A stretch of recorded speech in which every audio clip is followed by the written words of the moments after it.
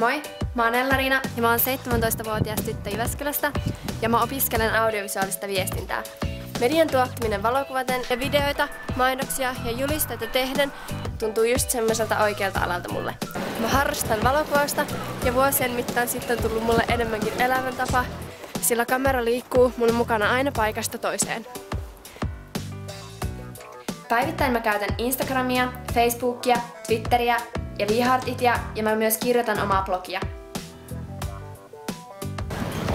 Kesä on ehdottomasti mun lempivuoden aika, sillä silloin on yleensä lämmin, eikä näin kylmä niin kuin nyt. Ja silloin on aikaa tehdä kaikkea, mitä ikinä haluaa, kuten kierrellä erilaisissa tapahtumissa ja keikoilla ja nähdä paljon kavereita. Mä oisin paras JYSin kesäsumettaja, sillä mä oon iloinen ja aktiivinen. Mä tuun tosi hyvin erilaisten ihmisten kanssa toimeen. Mä rakastan tarttua uusiin haasteisiin. JYSin kesätyö olisi mun unelmien kesätyö, sillä siinä pääsis just tutustumaan uusiin ihmisiin ja tekemään sellaista työtä, mistä oikeasti nauttii. Ja mä rakastan JYSia!